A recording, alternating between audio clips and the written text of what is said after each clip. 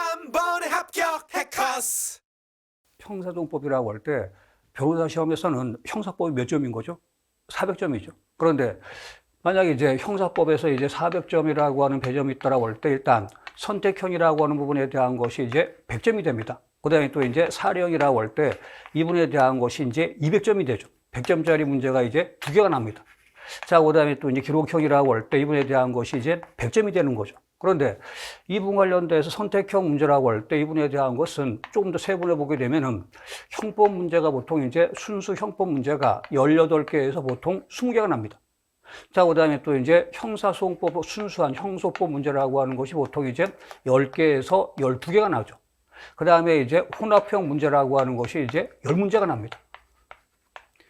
자, 그렇게 돼서 총 40문제가 돼서 이것이 이제 100점이 되는 거죠. 그런데 의외로 우리가 보통 이 형법 문제라고 할 때 형법하고 이제 순수 형소 문제가 있다고 할 때 선택형은 형소가 좀 더 어렵습니다. 그 이유는 뭐냐면은 형소는 조문이 상당히 많아요, 이렇게. 그런데 조문이라든가 내지 희한한 판례를 물어보게 되면은 도저히 맞출 수가 없는 그런 것들이 나와요. 자, 이렇게 알아두면서 이제 형소와 이제 선택형 문제는 좀 쉽지 않은데, 그런데 우리가 보통 이제 우리 이 변시라고 하는 것은 어느 정도는 이제 상당히 평가가 되는 거죠. 그렇다고 할 때 의외의 문제가 나왔다고 할 때 뭐가 되죠? 가지 틀리면 됩니다. 그럴 때 이분에 대한 것은 크게 걱정할 것은 아니다. 이렇게 여러분들이 좀 알아두면 되겠죠. 자, 이렇게 알아두면서 이 선택형이라고 하는 것은 이렇게 배점이 된다라고 하는 걸 알아주신 다음에 사령 문제가 있죠. 그런 이분에 대한 것은 형법하고 형소라고 하는 것이 이제 같이 섞여 나옵니다. 섞여 나오는데 1문하고 2문을 합쳐서 보통 이제 형법이라고 하는 것이 이제 110점에서 한 120점? 뭐 보통 이제 110점 플러스 마이너스 10점이라고 합시다. 그럼 여기에 대해 일단 형사소송법이라고 할 때 이분에 대한 것은 이제 90점에다가 플러스 마이너스 10점이 되겠죠. 자, 이렇게 알아두시는데 우리가 보통 이제 특히 뭐 지금 내일 모레부터 아마 학생들이 이제 변시를 보게 되겠죠. 그런데 이 사령보다도 이제 선택형이 중요하다라고 하는데 제 생각은 전혀 그렇지 않습니다. 왜냐하면 우리가 먼저 선택형이라고 하는 것도 만약 이제 빵점이 있고 이제 100점이 있다고 합시다. 그런데 어느 정도 공부를 한 사람들은 거의 뭡니까? 비슷하게 맞추고 비슷하게 틀려요. 그런데 이 사령이라고 하는 것은 어떻게 하냐? 무슨 표준 점수라고 해서 일단 50점을 기준으로 해서 위아래 이렇게 점수 분포가 되겠죠. 그런데 만약 7점을 맞았다. 이런 사람하고 30점을 맞았다라고 할 때 뭐가 되는 거죠? 엄청난 차이가 있는 거죠. 그것도 100점이 아니라 뭐가 되는 거죠? 200점입니다. 그렇다고 할 때 우리가 보통 이제 선택형은 뭐 무시하라는 얘기도 아니지만 특히 이제 사령이라고 하는 건 배점이 크기 때문에 이 부분에 대한 걸 먼저 좀 정확하게 정립을 해둔 다음에 그 다음에 뭡니까? 이 선택형이라고 하는 것은 사례형 답안을 쓸 정도가 되면은 선택형 맞추는 것은 크게 어려운 것이 아니에요. 그럼 여기서부터 이제 우리가 이 형사소송법이라든가 형법은 이제 경찰 시험도 있고 그다음에 또 이제 변시에도 있다는 얘기죠. 그런데 이 경찰하고 변시의 가장 큰 차이는 어디에 있느냐? 이 경찰 시험이라고 하는 것은 선택형만 있죠. 그럼 이것은 제대로 모른다고 하더라도 그냥 눈에만 바르면은 맞을 수가 있는 것입니다. 그런데 이 변시라고 할 때는 이제 사례형이라고 하는 것도 있다는 얘기죠. 그런데 사례라고 할 때는 정확하게 알지 못하게 되면 이제 한 줄도 못 쓰는 겁니다. 그 쉽게 말하면 우리가 보통 이제 검사라고 하는 것이 있다는 얘기죠. 검사가 있다고 할 때 검사 모르는 사람은 거의 없습니다. 우리나라 성인 치고 검사가 뭔지 모른다. 이런 사람은 거의 없다는 얘기죠. 그런데 검사를 어떻게 답안지로 써야 되는 거죠? 예? 그러면 아마 이걸 검사에 대한 개념을 제대로 쓰는 사람은 거의 드물어요. 제가 이해가 됩니까? 예? 그 검사는 뭘 말하는 것이냐? 검찰권을 행사하는 국가기관을 말하는 거죠.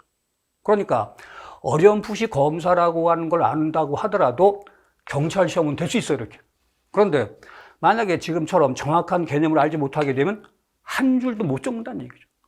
거기서 우리가 보통 이제 이 선택형 시험이 있는 것하고 사령 시험이 있다라고 할 때는 그런 차이가 있는 거죠. 그 다음에 또 이제 이 선택형 시험이라고 하는 것이 있는 경찰 시험이라고 할 때는 너희는 같이 판단하지 말고 판례 외워서 뭡니까? 그냥 판례 있는 대로 외우라는 얘기죠. 그런데 우리가 사령 시험 있다라고 할 때 보통 주관식이라고 하죠. 그 이분에 대한 것은 하나의 어떤 쟁점에 대해서 뭔가 이제 견해 대립이라는 게 있다. 학설 대립이 있죠. 또 이제 권위 있는 해석인 뭐도 있습니까? 판례도 있습니다. 그런데 주관식이라고 하는 것은 그냥 이걸 나열하는 게 아니라 너는 어떻게 생각하느냐. 너의 주관을 뭡니까? 적으라는 겁니다. 그리고 또 이제 공무원 시험에서 이제 9급이 있고 그다음에 또 5급이 있죠. 그런데 여기서부터 뭐가 되느냐? 말 그대로 이제 뭔가 좀 지도하는 지휘계층인 거죠. 그러니까 뭔가 이 사람들은 같이 판단해야 됩니다. 그런데 6급부터 9급까지 뭐가 되느냐? 너희들은 같이 판단하지 말고 윗사람이 시키는 대로만 하면 된다는 얘기죠. 선택형이 있고 사령이 있다라고 하는 것은 그만큼 차이가 있는 것입니다. 그러니까 우리가 보통 이제 요 6급 이하 시험에서는 사령 시험이 있어요, 없어요? 없습니다. 그런데 5급부터 뭐가 있습니까? 사령 시험이 있다는 거죠. 너희들은 같이 판단할 능력을 갖추라는 얘기입니다. 여기서 변호사 시험이라든가 내지는 이제 순경 시험하고 뭡니까? 현저한 차이가 있는 것이죠. 제 말 이해가 됩니까? 자, 그렇게 해서 이제 사령 시험이 있다라고 할 때는 이제 여러 가지 의미를 좀 함의하고 있다. 이걸 여러분들이 좀 알아두면 되겠죠. 그다음에 또 기록형 시험이라고 하는 것이 이제 100점이 있습니다. 그런데 우리가 만약 이제 형사소송법을 모르게 되면 기록형 시험을 읽을 수가 있어요, 없어요? 못 읽습니다. 그래서 여기서 이제 이 형사소송법이라고 할 때는 이제 기록형을 시험을 보기 위한 하나의 어떤 전제가 된다. 특히 형사소송법을 베이스로 해야지 기록형 시험을 볼 수 있다. 이걸 여러분들이 알아둬야 되겠죠. 그다음에 이와 관련돼서 이제 우리가 보통 말하는 이제 무면공이라고 하는 것이 이렇게 있습니다. 그렇다고 할 때 보통 이제 이 기록형 시험 중에서 작은 배제의 문제라고 할 때 형사소송법 325조 전단무죄, 326조의 면소, 327조의 어떤 공소기각 나오죠. 그런데 이러한 부분에 대한 작은 문제라고 하는 것은 형소법을 알아야지만 뭐가 되죠? 알 수 있는 것이죠. 자, 이렇게 알아두면서 형소법이라고 할 때는 선택형에서 차지하는 비율, 그 다음에 또 이제 사례형에 차지하는 비율, 그 다음에 또 기록형에서 어떤 역할을 하느냐, 이 정도를 여러분들이 알아두면 되겠죠. 그런데 보통 이제 뭐 첫날 강의라고 할 때 대충 뭐 이런 식으로 설명을 하긴 하는데 아무리 예를 들어도 실제 문제를 봐야 됩니다. 다만 이제 이런 식으로 뭔가 좀 이제 분포도가 된다더라. 뭐 그 정도만 여러분들이 참고 삼아 좀 알아두면 되겠죠. 자, 그렇게 해서 이제 변실과 관련된 기본적인 내용을 설명드리고 있는데 사실 저는 뭐 이런 내용 강의하는 걸 별로 좀 좋아하지 않아요. 그다음에 또 18회라고 이렇게 해놨지만 사실 이제 시간이 남지 않고 모자랍니다, 항상. 또 끝에 가면 뭡니까? 좀 날아가게 되는 경우가 일반적이에요, 이렇게. 자, 그런데 여러분들한테 뭐 다른 얘기보다도 기본적인 거 딱 두 가지만 설명드리고 바로 이제 수업을 시작합니다. 첫째는 뭐냐면 이제 우리가 이 법학이라고 하는 걸 갖다가 이제 휘발성이 강한 학문이다. 이렇게 이야기를 하죠. 그런데 그 이유는 체계적으로 공부를 하지 못했기 때문에 그런 것입니다. 여러분들 형법이라고 하는 걸 좀 안다라고 할 때 우리가 보통 이제 위헌방이라든가 오상방이라든가 이런 것도 있다는 얘기죠. 그런데 이분에 대한 것은 행위론이라든가 내지 이제 범죄 체계론이라고 하는 것을 정확하게 익힌 다음에 그다음에 또 이제 어느 파트에서 위헌방위가 있다. 어느 파트에서 오상방위가 있다라고 할 때는 여기서부터 뿌리에서 쭉 올라가서 이걸 알게 되면 뭐죠? 특히 이제 위헌방위에 대한 학설이라고 할 때 보통 세 가지를 이야기하죠. 그런데 오상방위라고 할 때 이분에 대한 것은 학설 수가 무지하게 많습니다. 그런데 특히 이분 관련돼서 이것도 그냥 뭐 답안지 쓸 만큼 외운다 이런 분들이 있는데 이 위헌방위라고 하는 것은 선택형 문제로도 뭡니까? 어렵게 내는 문제가 상당히 많이 있습니다. 그다음에 또 이제 오상방위라고 할 때 이분에 대한 것도 이제 선택형 문제로 내거나 내지는 이제 오상방위에 방위하는 사람한테 가담하는 자 역할이라든가 이런 문제로 뭡니까? 굉장히 어렵게 낼 수 있는 거죠. 그런데 이러한 부분에 대한 것을 학설 몇 개만 외우려고 하는 것은 올바른 공부 방법일까요? 그건 아니라는 얘기죠. 특히 이제 행위론이나 체계론, 여기부터 정확하게 어떤 힘을 받아서 공부를 하게 되면 이분에 대한 것은 외울 것도 없고 하나의 뭡니까? 당연한 논리입니다. 그런데 이 당연한 논리를 익히지 않고서 자꾸만 이분에 대한 걸 외우려고 한다는 거죠. 그런데 그것은 잘못된 공부 방법이기 때문에 뭐가 되느냐? 외운 것들은 이분에 대한 것들은 얼마 지나면 뭐가 됩니까? 잊어버립니다. 그런데 자기가 이제 체계적으로 이해된 것은 죽을 때까지 뭐가 됩니까? 안 잊어버리는 거죠. 자, 이렇게 하나 좀 여러분 부탁드린다고 할 때 특히 이제 뭐 제가 수험생들한테 뭐 행위론하고 체계론까지 다 완벽하게 마스터해라 이럴 수는 없는 거죠. 그런데 수험생한테 필요한 최소한의 것을 알아주신 다음에 제가 좀 강조하고 싶은 것은 목차입니다. 그 목차가 있고 한 다음에 이제 편이 있겠죠. 그다음에 여기 또 장이 있습니다. 자, 장위권에 자기 또 뭐가 나오죠? 절이 나오겠죠. 또 로마가 나오고 뭐 한다는 얘기죠. 그 다음에 이제 그 끝에 가서 뭐가 나냐? 판례가 나오는 거죠. 그 시험 문제는 뭐가 나옵니까? 시험 문제라고 하는 것은 여기서 나옵니다. 그런데 시험 문제가 여기서 나오니까 이걸 공부하지 않고서 이 판례만 외우는 분들이 있어요, 이렇게. 이건 어떻게 된 것이냐? 만약 우리가 이제 튼튼한 나무에서 꽃이 피었다라고 할 때는 비바람이 불어도 뭐가 됩니까? 잘 안 떨어지는 거죠. 그런데 만약 우리가 이제 이런 것 없이 그냥 시험에 나온다라고 해서 판례들 갖다 잔뜩 쌓아놨다는 거죠. 예? 이건 뭐가 되는 거죠? 바람 한번 불리면 뭐가 되죠? 다 날아갑니다. 그래서 법학을 휘발성이 강하다 이런 얘기를 하는데 여러분들은 절대 그런 얘기 하지 마세요. 무지하니까 그런 얘기 하는 것입니다. 체계적으로 공부를 해서 이렇게 이제 판례를 갖다 붙인다라고 할 때는 잊어버릴 수가 없는 것입니다. 제 말 이해가 됩니까? 물론 수험생들이기 때문에 이제 여러 과목을 하다 보니까 특히 뭐 저 같은 사람하고는 달리 좀 이것이 좀 튼튼하지는 않겠죠. 하지만 이렇게 해서 판례를 기억하는 사람하고 이렇게 공부를 하는 사람은 뭐가 되죠? 천양의 차이가 있는 것이죠. 그러니까 이제 우리가 수험생이기 때문에 어느 정도 암기는 필요합니다. 그런데 선이해인 거죠. 먼저 체계적으로 이해하는 것이 우선입니다. 그러면은 하나를 공부해도 뭐가 되죠? 딱 붙어 있고 평생 가는 거죠. 그런데 그렇지 않고서 이렇게 공부를 하게 되면은 시험 끝나고 나서 뭐가 되느냐? 다시 맹탕이 되는 거죠. 그러니까 N생들이 오래 가는 겁니다. 왜? 떨어질 만큼만 공부를 했다가 떨어진 다음에 다시 맹탕돼서 또 떨어질 만큼 공부한다는 거죠. 제 말 이해가 돼요? 혹시 여러분 선배들 중에 이러신 분들 있다고 할 때는 공부를 이렇게 하지 말고 이렇게 하라고 하세요. 공부하는 방법이라든가 패턴을 뭡니까? 바꿔야 되는 거죠. 특히 입학생 중에 90% 이상이 붙는 시험을 떨어진다라고 할 때는 뭔가 문제가 있는 거죠. 자, 이렇게 알아두면서 이분에 대한 걸 좀 제가 과격하게 말하는 것 같은데, 저 과격해 보여요? 저 착한 사람이에요. 그런데 체계적으로 공부를 하시려고 좀 노력을 하시 바랍니다. 또 다른 것 하나는, 특히 여러분들부터 이제, 그물이 있다고 합시다. 그물 같지는 않겠지만, 그런데 이제 보통 공부를 하실 때, 어떤 분들은 시험에 나오는 부분이 이쪽이다라고 하니까, 이쪽을 위주로 해서 계속 이렇게 공부를 합니다. 그러니까 이제 여기가 시험 많이 나와, 여기 시험 많이 나와 한다는 거죠. 그러니까 시험 나오는 것만 열심히 해요, 이렇게. 그런데 우리가 보통 기출문제라고 하는 건 중요합니까? 안 중요합니까? 중요합니다. 그런데 항상 거기서만 시험 나오는 건 아닌 것이죠. 그런데 이렇게 공부를 하게 되면 뭐가 되느냐? 나중에 이쪽에서 시험 문제가 나게 되면 뭐가 되는 거죠? 틀리게 되겠죠. 그런데 이 부분이 어딘지를 알 수가 없어요. 그러니까 여러분들 부탁드리고 싶은 것은 공부를 하실 때 조금 더 맨 처음에 약간 좀 성그러 보이고 해도 체계적으로 하시려고 좀 노력을 하세요. 그러면은 때로는 좀 물고기 좀 많이 빠져나가는 것 같죠. 어떤 놈은 또 걸리기도 하겠죠. 그런데 맨 처음엔 이렇게 공부하는 사람이 좀 빨리 가는 것 같아요. 야, 내가 문제 보니까 이거 기출 문제도 막 잘 풀려. 하지만 조금 더 시간이 지나 봅시다. 이 친구는 계속 여기만 합니다. 여기는 계속 뻥뻥 뚫려 있는 거죠. 그런데 이 친구들은 한 번 더 한다는 얘기죠. 조금 더 이제 세부적인 공부에 나간다는 얘기죠. 그럼 어떻게 되느냐? 맨 처음에 막 빠져나가던 물고기들이 뭐가 됩니까? 스스로 걸리는 겁니다.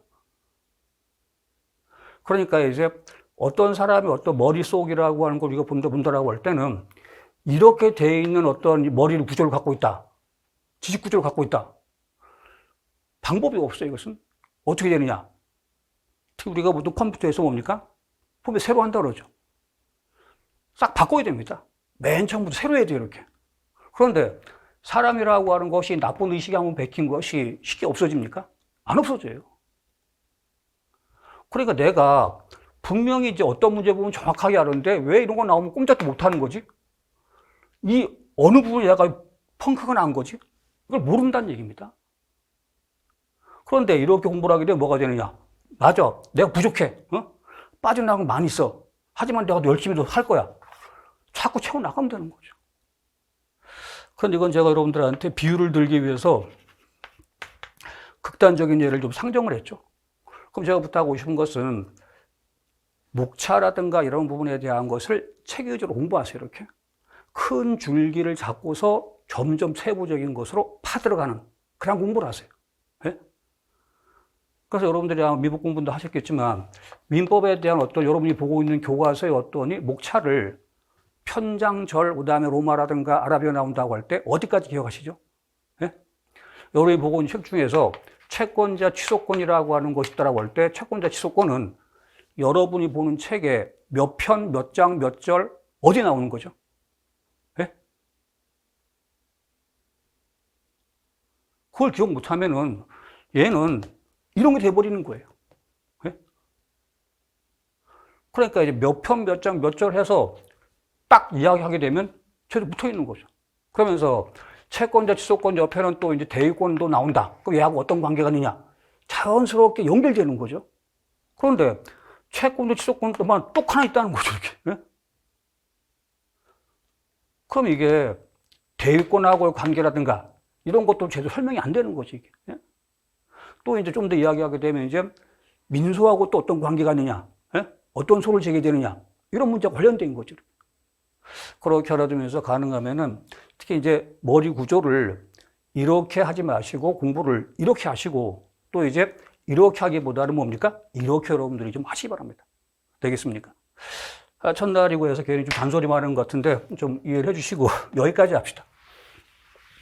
자, 그런데 우리가 또 이 형사정법이라고 할 때 보통 여러분들이 아마 예습을 해오신 분은 알겠지만 형법을 적용 내지 실현하는 법이다. 이렇게 이야기를 합니다. 자, 그렇게 알아두면서 뭐 이 부분에 대한 건 크게 어렵지 않은데 간단하게만 좀 설명을 해드리죠. 그럼 여기서 우리가 이제 형법이라고 하는 건 뭘 이야기하는 것이냐? 형법이라고 할 때 이 부분에 대한 것은 범죄하고 이제 형벌에 관한 법이다. 이렇게 이야기를 하죠. 맞습니까? 지금 형법 시간은 아니지만 형법을 모르면 형소를 공부할 수 있어요? 없어요? 못합니다. 그럼 여기서 보통 이제 형법이라고 하는 부분이 있다고 할 때 이제 제 1편 나오죠. 1편을 보게 되면 이제 형법, 서론이 나옵니다. 그래서 이제 형법에 대한 어떤 의의라든가 두 번째 와서 기능이라든가 그 다음에 또 이제 재형법정주의라든가 형법에 대한 어떤 적용 범위라든가 또 이제 형법에 대한 기초 이론, 그것도 이제 범죄 이론인 주관주의하고 객관주의 또 이제 형벌 이론이라고 하는 것이 나오는 거죠. 맞습니까? 자, 그럼 여기에 대해 일단 특히 이제 형벌론이라고 할 때 이 부분에 대한 건 이제 3편인 거죠. 형벌이라고 할 때 맨 처음 형벌의 의의라든가 어떤 종류가 나오죠. 두 번째 와서 양형이라든가 세 번째 와서 누범이라든가 네 번째 와서 각종 유해라든가 뭐 이런 것들 나오죠. 맞습니까? 자, 그런데 우리 보통 이제 이 범죄론이라고 할 때는 총론도 있고 뭐도 있습니까? 강론도 있죠. 그럼 여기서 절도라든가 강도라든가 등등의 범죄가 있다고 할 때 가장 공통적인 부분에 대한 것을 이 편에 범죄론이라고 두는 것입니다. 그럼 여기서 이제 4편하고 5편하고 6편이 있다고 할 때 이분에 대한 것은 개인적 법에 관한 죄, 사회적 법에 관한 죄, 그 다음에 또 이제 국가적 법에 관한 죄가 나온다는 거죠. 그런데 범죄의 가장 공통적인 것은 2편이 나옵니다. 그런데 이 4편, 5편, 6편이라고 하는 것은 공통적인 부분을 제외한 나머지 부분, 요 부분만들이 여기 나오는 거죠. 그럼 여러분들은 총론을 먼저 공부해야 됩니까? 강론을 먼저 공부해야 됩니까? 네? 총론 먼저 해야 된다. 강론 먼저 해야 된다. 그런데 이것은 일반인들은 뭐가 됩니까? 일반인들은 강론만 공부하면 되고 총론 알 필요 없어요. 그런데 여러분들은 전문가인 거죠. 전문가라고 할 때는 총론을 배우고서 강론을 뭡니까? 배워야 되는 거죠. 왜? 가장 범죄의 핵심되는 부분은 어디 있다는 거죠? 총론이 있습니다. 모든 범죄의 가장 공통적인 부분이라고 하는 것은 총론이 나온다는 거죠. 그러니까 여러분들은 일반인이 아니라 여러분들은 이제 법률 전문가가 되려고 하는 거죠. 그렇다고 할 때는 이 총론이라고 하는 걸 먼저 공부한 다음에 강론을 공부해야 되는 것이 순서에 맞고 사례에 맞는 것입니다.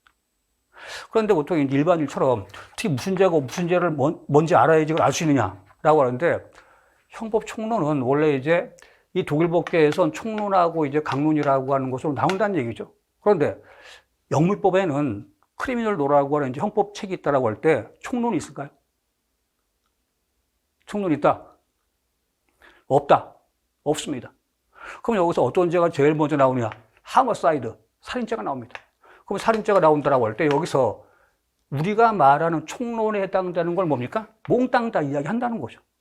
그러면서 나중에 이제 만약 이제 상해죄가 있다라고 할 때는 결국 이제 살인죄에서 잔뜩 이야기한 부분 속에서 요 부분은 특히 이제 앞에서 살인죄에서 이야기했으니까 살인죄를 뭐 하라고 나옵니까? 참조하라고 나오는 거죠.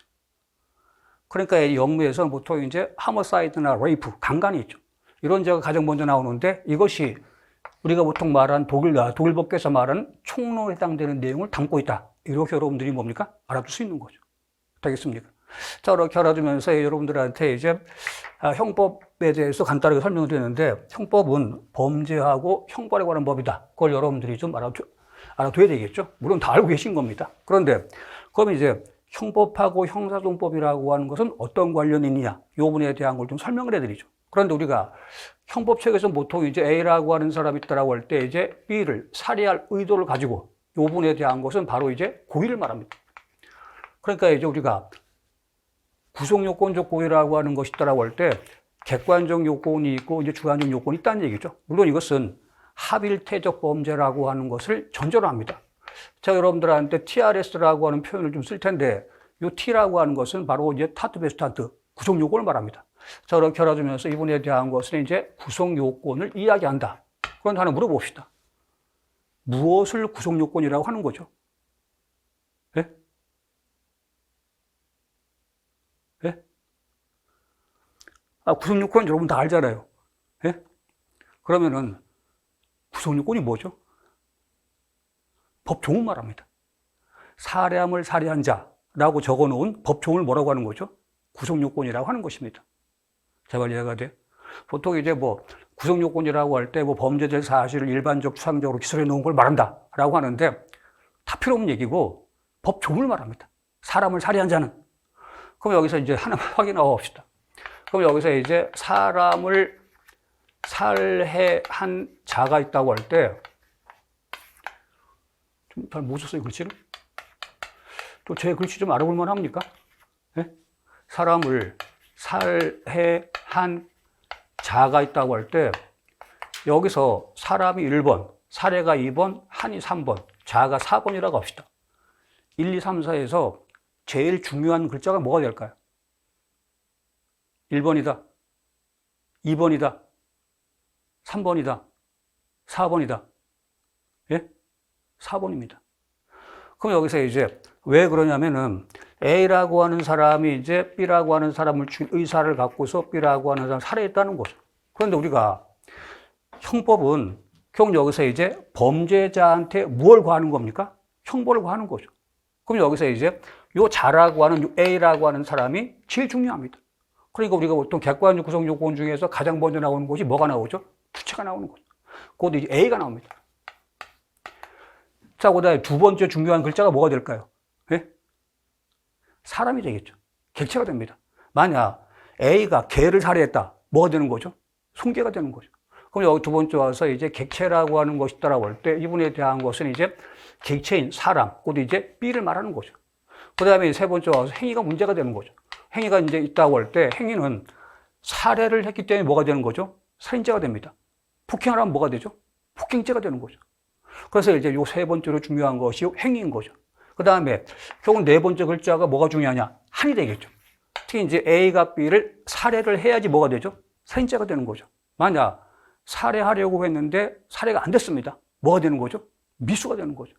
자, 그렇게 돼서 이제 우리가 이 결과라고 하는 이제 B의 죽음이 있다는 얘기죠. 한이라고 하는 글자가 있는 것입니다. 그런데 여기서 원인 행위하고 결과 사이에 뭐가 필요합니까? 인과관계가 필요하죠. 그럼 여기서 원인 행위하고 결과 발생 사이에 상관관계가 필요하다는 얘기죠. 그런데 이런 인과관계는 법조문에 나와 있습니까? 안 나와 있습니까? 안 나와 있다는 거죠. 그리고 뭐라고 합니까? 기술되지 아니한 구속요건 조수다라고 하는 것이죠. 제 말 이해가 돼요? 그런데 우리가 이 객관적인 면만 있다라고 해서 범죄를 인정하면 돼요, 안 돼요? 그럼 뭐가 되는 거죠? 결과 책임 되는 거죠. 자, 그렇다고 할 때 이제 주관적 요건이 뭐가 필요한 거죠? 고의가 필요한 거죠. 그러니까 여기서 이제 만약 A라고 하는 사람의 행위에 의해서 B가 죽었습니다. 그런데 A가 B를 죽이려고 해서 B를 살해할 때가 있죠. 이럴 때 A한테 뭐가 있습니까? 고의가 있는 거죠. 그런데 만약 A가 B를 살해했는데 B라고 인식을 못하고 나무라고 생각을 하고서 총을 쐈어요. 그럼 A의 머릿속에는 B를 살해한다는 의사가 있어요? 없어요? 없다는 얘기죠. 이럴 때 이걸 뭐라고 합니까? 사실의 착오라고 하죠. 13조 조문 한번 열어보세요. 형법 13조 조문 보게 되면은 뭐라고 되어 있냐? 죄의 성립 요소인 사실을 인식하지 못하는 행위는 뭐합니까? 벌하지 않는다는 거죠. 곧 이것은 고의가 있는데 고의가 없더라고 할 때 이걸 뭐라고 하느냐? 사실의 착오라고 합니다. 네? 그래서 원래 이제 이렇게 나무인 줄 알고 총을 쏴서 B가 죽었다라고 할 때 A라고 하는 사람을 특히 이제 살인죄로 처벌할 수 있어요? 없어요? 없다는 거죠. 이럴 때는 사실의 착오가 있어서 고의가 뭐가 되는 거죠? 성립되지 않는 거죠. 그런데 13조 단서로 뭐가 나오느냐? 단 뭡니까? 법률에 특별한 규정이 있는 경우는 뭐로 하죠? 예외를 한다는 겁니다. 그런데 그 법률에 특별한 규정이라고 하는 것이 몇 조에 있느냐? 14조에 있죠. 네? 그럼 여기서 정상의 주의무를 태만히 해서 죄의 성립 사실을 인식하지 못하는 행위는 법률에 특별한 규정이 있으면 처벌한다는 얘기죠. 맞습니까? 그러면 여기서 이제 사실의 착오는 처벌하지 않지만 과실 인정되는 부분은 처벌합니다. 그런데 현행법에서 과실범을 처벌하는 죄는 몇 가지가 있을까요? 예? 현행법에서 과실범을 처벌하는 조문은 몇 가지가 있을까요? 5가지가 있습니다. 5가지라고 할 때 이제 기본적으로 이제 개인적 법에 의해서 과실치사상이라는 죄가 나오죠. 두 번째 뭐가 있느냐? 과실 작물이 있는 거죠. 물론 이제 일반 과실 작물은 처벌하지 않아요. 그 다음에 사회적 법에 의해서 뭐가 있느냐? 불하고, 물하고, 그 다음에 또 교통방해가 있는 거죠. 방화, 일수, 교통방해. 이거 5가지밖에 없어요. 그러니까 이제 친구들 실력을 테스트할 때 너도 형법에 과실범이 몇 가지가 되는 줄 아느냐? 그런지 무지하게 많다. 그런 사람하고 놀면 돼요? 안 돼요? 안 되는 거죠. 네? 자, 이렇게 알아두면서 이제 이걸 통해서 고의범이라고 하는 건 굉장히 많죠. 그런데 실제로 과실범이라고 하는 것은 이제 이걸 세분하게 되면 이제 보통과실, 중과실, 업무상과실 3가지가 있겠죠. 그런 이런 식으로 해서 전체 따지더라도 채 20개가 안 된다는 얘기죠. 크게 나는 뭐가 되죠? 5가지가 되는 거죠. 그 여기서 이제 물론 이제 방화죄 속에 과실 폭발성 물건 파열죄라든가 이걸 좀 더해야 돼요, 사실은. 자, 이렇게 알아주면서 요 6가지 정도는 나중에 기회가 되면 여러분들한테 자료를 드릴 테니까 보완하시면 되겠죠.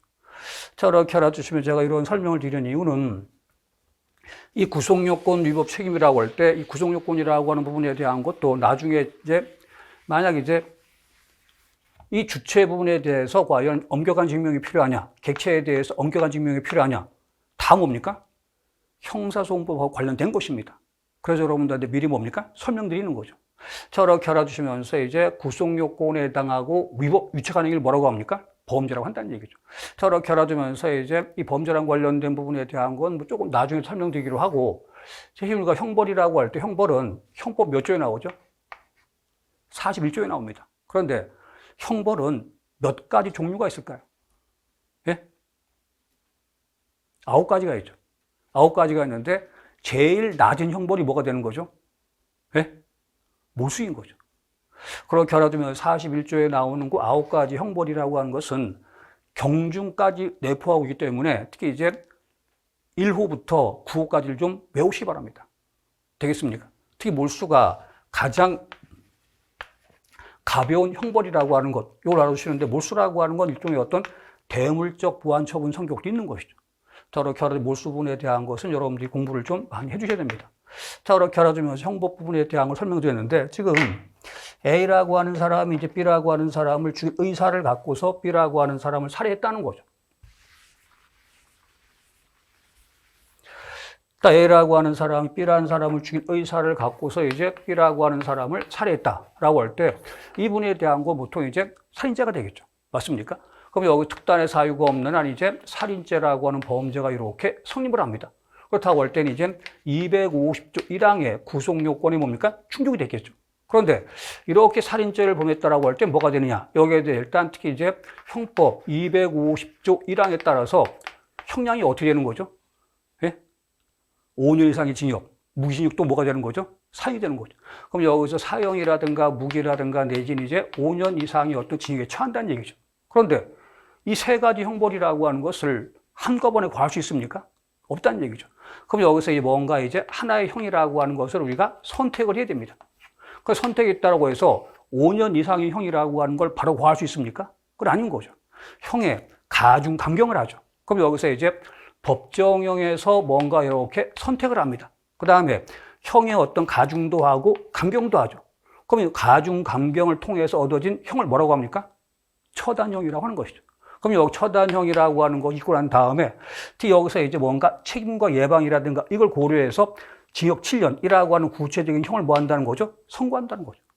저렇게 알아두면서 이제 법정형에서 하나를 선택을 하고, 그 다음에 여기서 이제 가중, 감경을 해서 처단형이 정해진 다음에, 그 다음에 또 이제 책임이라든가 예방을 고려해서 구체적인 형을 선고한다. 이걸 여러분들이 잘 좀 알아두시기 바랍니다. 그런데 지금 여러분들한테 형법 이야기를 한 것 같지만 사실 이것은 나중에 뭡니까? 형사고 강의할 때 써먹게 됩니다. 제가 여러분들한테 미리 좀 부탁드린다고 할 때는 제 입에서 나오는 것들은 몽땅 다 시험하고 관련됩니다. 여러분들 지금 이제 시험을 위해서 오신 것이죠. 그렇기 때문에 이제 제 입에서 나오는 것은 시험과 관련되지 않은 것은 이야기하지 않아요. 그런데 지금은 형법 시간입니까? 형사 시간입니까? 형법 시간인 거죠. 그런데 왜 형법 이야기를 하느냐? 형법하고 형소라고 하는 것은 뗄 수 없는 관계에 있죠. 그러니까 형소 시간에 필요한 만큼만 형법 이야기를 드리는 겁니다. 특히 저는 혹시 형법하고 형소를 구분 못하는 거 아니야? 그게 아닌 것이죠. 그러니까 이제 이 정도는 알고 있어야지만 이것은 나중에 특히 우리가 보통 이제 그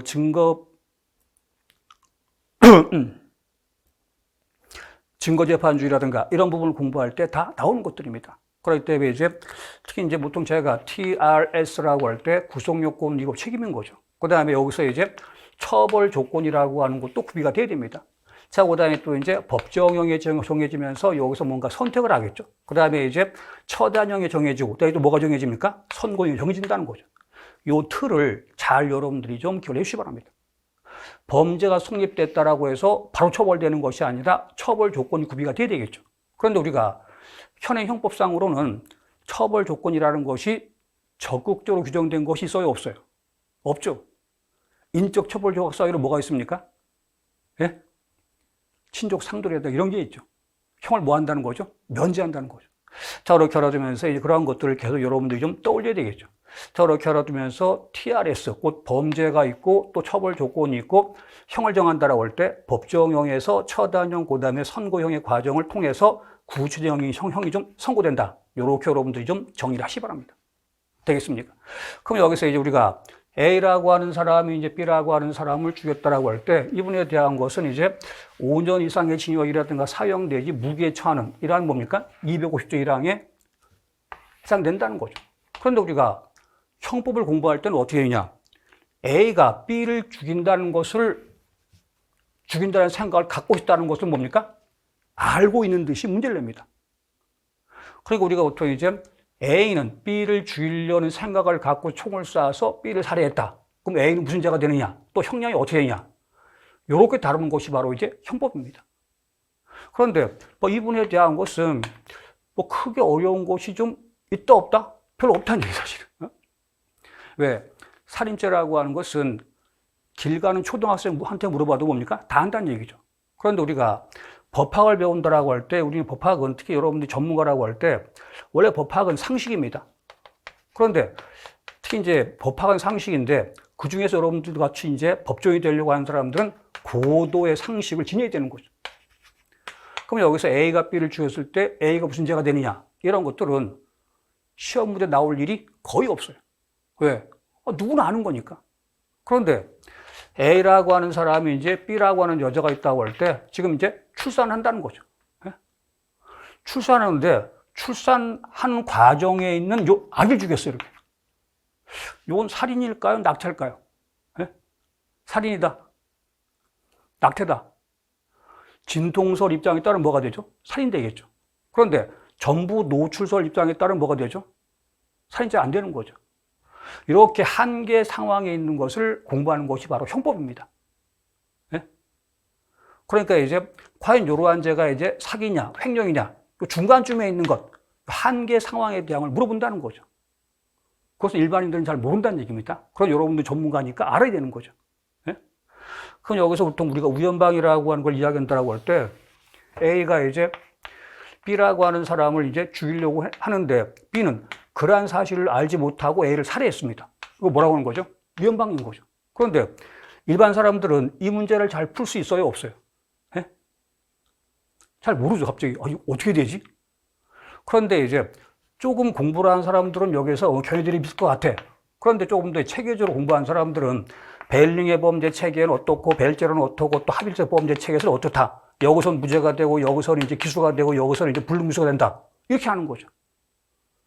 일반인들은 몽해지는데, 좀 공부한 사람들, 특히 순교 공부하는 애들은 이 정도 교육이 된다는 걸 안다는 얘기죠. 그런데 여러분들은 전문가라고 할 때는 범죄 체계론을 입각을 해서 논리적으로 이 분야에 대한 것들을 설명할 수 있어야 되는 거죠. 그랬을 때 진정한 뭐가 되는 거죠? 전문가가 되는 것입니다. 진정한 법조인이 되는 것이죠. 자, 그렇게 알아두면서 이렇게 좀 뿌리를 튼튼하게 하는 그런 공부를 좀 하시려고 하셔야 되겠죠. 자, 그런데 우리 보통 형법이라고 할 땐 A가 B를 죽인다는 상황을 이렇게 이제 알고 있는 것처럼 마치 이제 신인 것처럼 이야기한다는 얘기죠. 그런데 우리가 실제 살인 사건이 벌어졌다고 할 때는 어떻게 하냐? 이와 관련돼서 이제 B라고 하는 사람의 시체가 먼저 발견됩니다. 그럼 여기서 B라는 사람이 죽었다고 할 때 이분에 대해서 이제 B의 사체를 만약 이제 W라고 하는 사람이 봤다는 얘기죠. 그럼 이제 W인데 어디 신고를 합니까? 경찰에 신고하겠죠.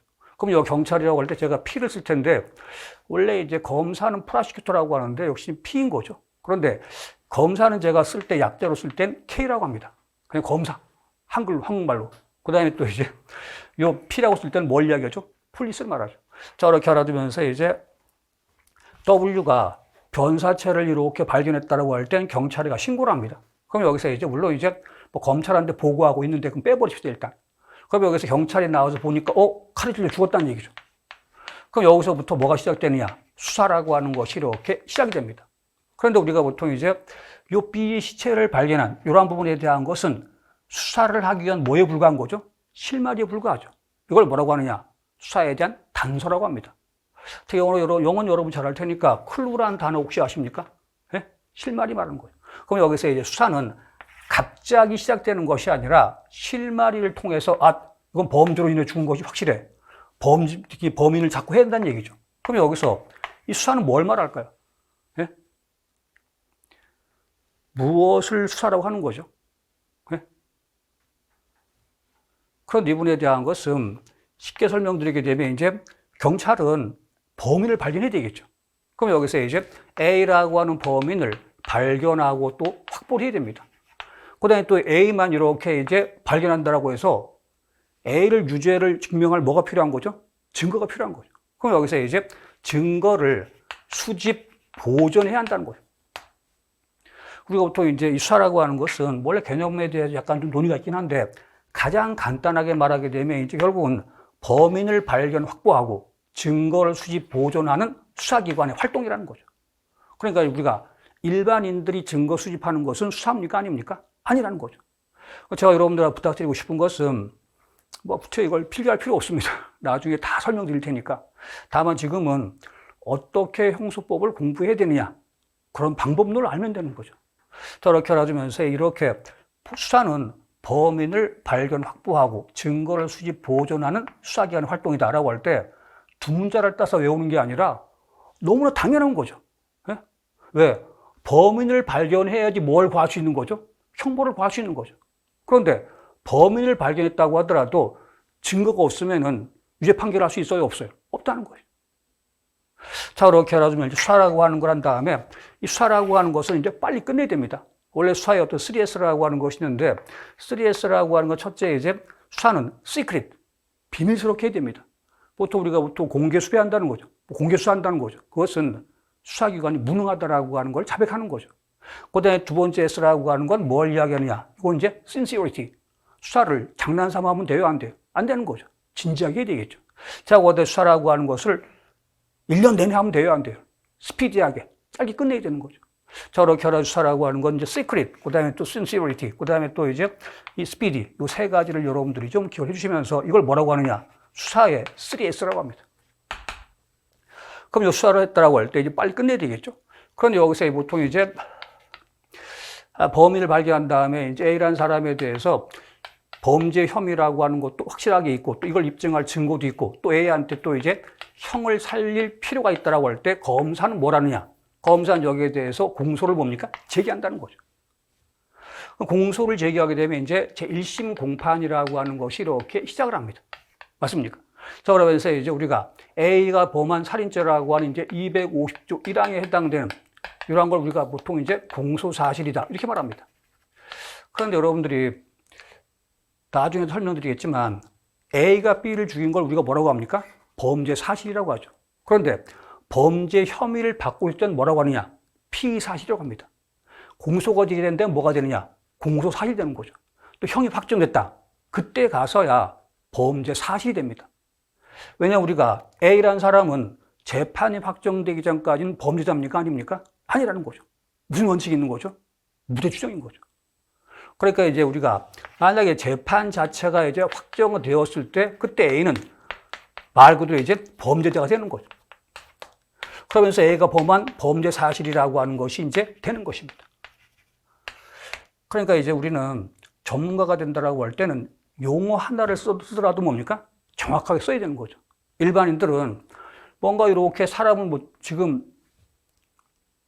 제1당 야당 대표가 뭡니까? 뭐 찔렸죠, 그죠? 그럼 여기서 만약에 A라는 사람이 만약에 이제 이재명이라고 하는 사람을 갖다가 콕 찔렀다. 예? 이게 범죄 사실입니까? 예? 범죄 사실 맞죠, 사실은. 그런데 여러분들은 전문가라는 얘기죠. 전문가이기 때문에 아직까지는 범죄 뭐만 있는 거죠? 혐의만 있는 거죠. 그 다음에 재판 공소를 제기하게 되면 그때 뭐가 되는 거죠? 공사실이 되는 거죠. 그 다음에 이제 유죄가 확정됐을 때 그때 가서 A는 뭐가 되는 거죠? 범죄자가 되고 이 사람이 행한 사실이 뭐가 되는 거죠? 범죄 사실이 되는 거죠. 자, 여러분들한테 좀 부탁드리고 싶은 것은 여러분들은 이제 전문가가 되려고 하는 분들이죠. 그러니까 이제 일반 사람들이 생각하고 괴리가 챙기면 안 돼요. 다만 일반 사람들이 생각하는 것하고 뭡니까? 똑같으면 또 안 돼요. 그럼 여기서 이제 우리가 A라고 하는 사람이 있다고 합시다. A라는 사람이 있는데 지금 이제 뭔가 이제 물을 꿀꺽 먹었어요, 이렇게. 그 이 물은 A의 몸속에 들어왔다. 아직 아니다. A가 제가 물을 마셨어요, 이렇게. 그러면 이제 이 물은 제 몸속에 들어왔다. 안 들어왔다. 그런데 이것이 이제 일반인하고 전문가의 차이인 것입니다. 제가 예전에 병원에 가서 의사랑 같은 이야기를 했는데 물을 먹었을 때 이건 아직까지 일반인들은 몸속에 들어왔다고 하죠. 그런데 의사는 어떻게 보느냐? 음식물이 들어와서 빠져나간다라고 할 때 그것은 통로에 불과하다는 얘기죠. 우리 몸에서 위장에서 장에서 흡수가 되었을 때 그때 우리 몸으로 들어왔다는 얘기죠. 제 말 이해가 됩니까? 그러니까 여러분들 조금 전에 마신 물이 있다라고 할 때 그건 아직 뱃속에서 꼼짝 안 하고 있다. 걔는 아직 내 몸에 들어온 게 아니에요, 이게. 그렇죠. 그럼 이제 이런 얘기를 드리는 이유는 그때 제가 이제 의사하고 이야기를 하면서 야, 그래도 얘는 그래도 좀 됐다. 그런 생각이 드는 게 전문가답다는 거죠. 그러니까 여러분들도 앞으로 그래야 되는 거죠. 그러니까 뉴스 보고서 누가 죽였다 그러면 나쁜 놈. 그게 아니라 아직까지 무죄야. 무죄 추정이야. 차분하게 뭡니까? 재판 받아본 다음에 그때 가서야 저놈은 나쁜 놈이야. 해야 되는 것이죠. 제발 이해가 됩니까? 그런데 일반인들하고 이야기할 때 저 사람이 범죄자라고 막 욕을 하니까 그거 아직 아니에요. 그런 얘기 하면 돼요, 안 돼요? 그럼 이제 바보 취급당하는 겁니다. 여러분들이 알고 있는 법 지식은 법정에서만 활용하면 되는 거죠. 일반 사람들 앞에 그런 얘기하면 뭡니까? 저 바보 아니야? 이렇게 돼버립니다. 자, 그렇게 하라면 법은 알되 법은 흉기입니다. 법은 아시되 절대 쓰지 마세요. 다만 이제 써야 될 장소에서만 쓰면 되는 것이죠. 법대로 산다. 그런 건 좋은 게 아니에요, 사실은. 법을 알되 써서는 안 되는 거죠. 자, 그렇게 알아주면서 이제 결국 A라고 하는 사람이 증거에 의해서 이제 특히 이제 유죄가 된다라고 할 때 형이 뭐가 됩니까? 집행되겠죠. 예? 사형 같으면 이제 뭐 사형, 우리나라는 지금 사형 집행돼요, 안 돼요? 안 되고 있죠. 그럼 만약 징역 5년이라고 하는 것이 이제 집행이 된다고 합시다. 그럼 여기서 형사소송법이라고 하는 것은 지금 이제 이 수사의 단서를 거쳐서 수사를 하죠. 또 공소를 제기하죠. 그 다음에 또 이제 공판을 합니다. 재판을 합니다. 그 다음에 형이 확정됐다라고 할 때 뭐 한다는 거죠? 형을 이렇게 집행한다는 거죠. 이렇게 형법을 실형하는 절차라고 관련된 법을 뭐라고 합니까? 형사소송법이라고 하는 것입니다. 그럼 여기서 형법에서는 A가 B를 죽인다라고 하는 것이 이미 주어졌습니다. 그런데 형사소송에는 그렇지 않다는 거죠. 그러니까 이분에 대한 간단히 좀 설명드리게 되면은, 그럼 여기서 이제 B의 사체라고 하는 것이 이제 발견됐다고 합시다. 그런데 어떤 사람이 와서 뭐라고 하느냐? 내가 봤는데 A라는 사람이 요 B라고 하는 사람을 칼로 푹 찔렀어요. 한다는 거죠. 그러니까 수사기관이 결국 이제 A라고 하는 사람을 이렇게 이제 체포를 해왔습니다. 체포를 한 다음에 이제 이분에 대해서 피의자 신문을 하죠. 그런데 A라고 하는 사람이 이제 자백을 때가 있죠. 제가 살인의 고의로 죽였습니다. 그런데 A라고 하는 사람이 진술거부권, 그 이제 묵비권 행사한다는 거죠. 그런데 우리가 A가 B를 칼로 찔러 죽인 것은 맞는데 여기서 살인 고의가 있어야지 뭐가 되죠? 살인죄가 되죠. 그런데 또 다른 경우는 이제 A가 뭐라고 하는지 나는 상해만 입히려고 했습니다. 라고 한다는 거죠. 그런데 과연 이렇게 묵비권을 행사하거나 내진 상해만 이렇게 상해 고의만 있다라고 A가 주장한다라고 할 때 그냥 상해죄만 인정해야 되겠습니까? 예? 그건 아닌 거죠, 사실은. 그러면은 부인하는 사람, 이 나쁜 놈은 맨날 상해죄로 처벌되고 양심적으로 자백하는 사람은 살인죄가 되고 좀 이상하죠, 그죠? 이럴 때 우리가 보통 이제 고의의 객관화라는 말을 합니다. 그럼 만약에 이제 A가 B를 죽인다고 할 때 목을 푹 찔렀다, 예? 심장을 찔렀다, 이런 뭐가 되는 거죠? 전 상해만 입히려고 했어요. 아무리 그래도 뭐가 됩니까? 너 살인고 인정한다는 얘기죠. 그러니까 우리가 알고 있는 고의는 A는 B를 살해하려고 마음먹고 있다. 그걸 고의라고 하는데 사실은 법정에서 A한테 B를 살해할 고의가 있었다라고 하는 것. 그것이 고의가 되는 거예요, 사실은. 그러니까 이제 형법에서 말하는 저런 결론이라고 하는 것은 신의 영역인 거죠. 우린 인간이기 때문에 결국 여기서 이제 A가 B를 찌를 때 어떠한 상황에서 어떻게 찔렀느냐. 이걸 고려를 해서 살인 고의가 있다 없다. 이분에 대한 걸 뭡니까? 법원이 판단한다는 거죠. 그런데 이것은 인간 사회에서 벌어지는 것이기 때문에 부득이하다는 겁니다. 제 말 이해가 돼요? 그러니까 보통 범죄 사실을 증명한다라고 할 때 합리적인 의심이 없을 정도만 되면 된다는 거죠. 완벽한 걸 요구할 수 있어요, 없어요? 없다는 것입니다. 제 말 이해가 됩니까? 자, 그렇게 알아두면 형사소송법이라고 할 때는 형법을 적용시라는 것이다. 그렇게 알아두면서 이제 수사의 단서에서 수사를 시작한 다음에 공소를 제기하고 공판을 한 다음에 형이 확정된다라고 할 때 집행하는 이 분야에 대항을 뭐라고 합니까? 형사소송이라고 하는 것이죠. 그다음 이 분야에 대항을 규율하는 걸 뭐라고 하느냐? 형사소송법이라고 하는 것입니다. 제 말 이해가 됩니까? 자, 그렇게 알아두면서 여러분들한테 간단하게 설명드렸는데 잠깐 쉬었다가 형사소송법이라고 하는 것이 과연 몇 편으로 되어 있고 과연 이제 어떠한 내용으로 되어 있느냐 이런 부분에 대한 걸 조금 더 상세하게 좀 설명해 드리죠. 잠깐 좀 쉬었다 합시다.